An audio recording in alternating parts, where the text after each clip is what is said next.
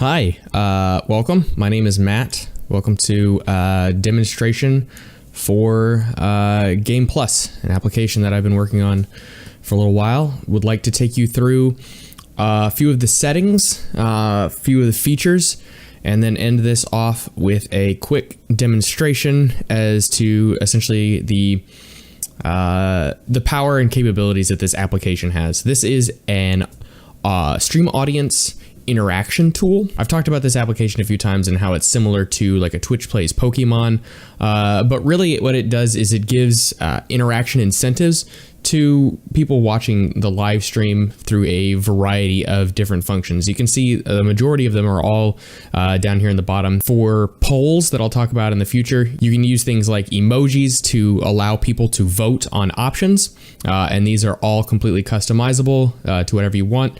Poll links that you can set completely custom. You can allow people to interact via Extra Life donations, Twitch bits, Streamlabs tips, and we're still working on it, but Tiltify integration is still being worked on. Essentially what this allows your audience to do is to send in a message. In that message there will be a command that you can pre-set up, and I've done 3 of them here. The first being desk pop, the second being freeze, and the third being rage quit. These are all tied to costs.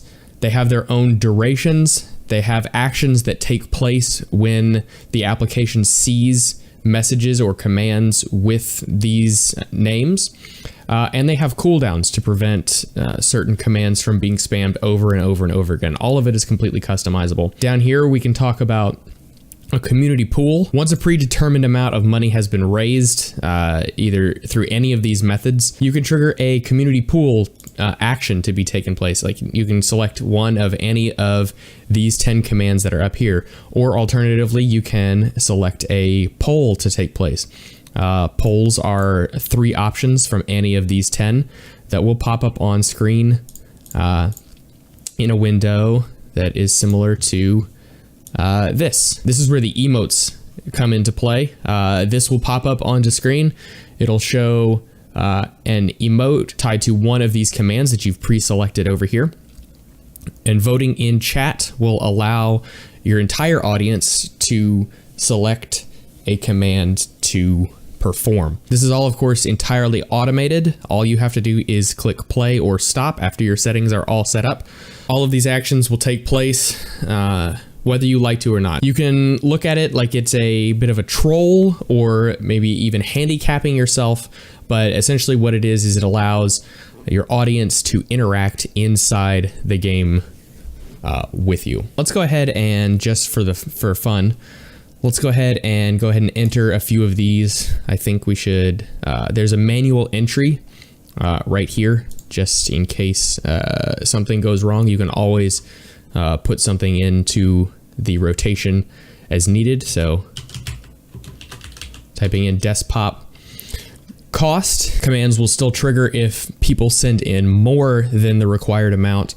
However, if they send in less, it will ignore the command completely. So let's go ahead and hit a manual entry there. We'll start out with the desk pop, and then we'll move on to freeze, and then we'll end the day with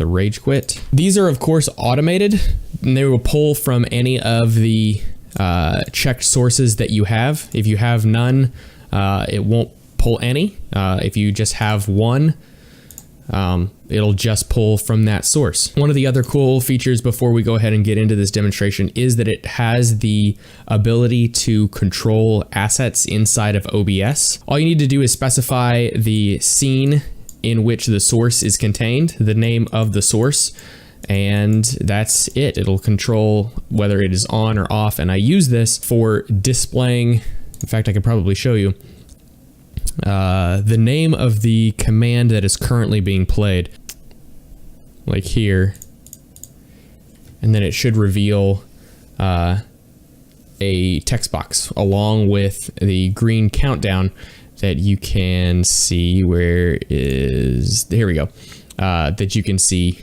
right here. This is a countdown timer. It goes from full to empty based on how long the duration has left. So looking at a couple of these interactions that we're going to have, the first step is going to be desk pop. All that's going to be is just a right click inside the game that's going to fire the weapon. It's not going to necessarily be, you're not limited to this. In fact, it's something that you have wide open. Desk pop is just something that I came up with that I feel like it would be inopportune to just like guess like when firing is. You could set this up to be just a random reload or a random switch weapons. Like it's completely up to you what you want to be able to do. Some of the other things that I haven't programmed in that that are completely doable are reorganizing keys on your keyboard, or switching mouse buttons left to right, right to left. Moving on to freeze will happen immediately after that. Which will essentially lock up my mouse and keyboard inputs completely, like no matter what I do, for I think a total of 8 seconds, after which it will return control back to me, and that will be that. And then finally, the last command that's been sent in is going to be rage quit, where the application will send Alt F4 to my game and will quit out whenever it triggers. So that's essentially going to be it for this demonstration and walkthrough of how all of this works. Thank you very much. And actually, I need to hit play. So let me drag this off to the side. I'm going to hit play, and it will begin to cycle through automatically, and it should be a lot of fun. All right, the first command is going to be for desk pop. I'm going to keep my hand off of my mouse, but you can see it fired right there anyway. As well as a command popping up on screen to show that I am in fact undergoing a desk pop command. Now you can time this a little bit differently, so if you want the desk pop to occur a few seconds later into the command happening, you can always do that.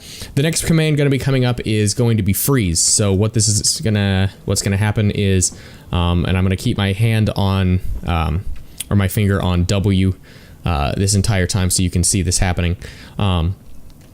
My computer will lock up.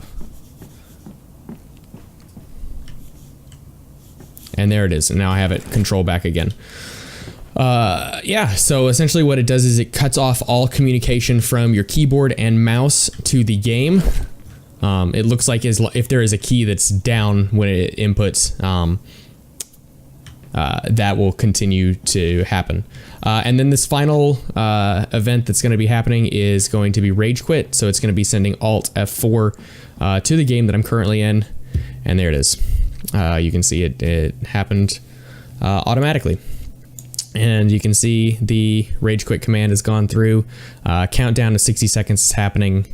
And that's about it. So thank you guys very much. I appreciate you taking the time to look into what Game Plus does. If you're interested at all in checking this out or implementing any of these commands into your live stream, let me know. I'd be very excited to work with you on getting something very cool for Twitch created. Again, thank you very much and have a great day.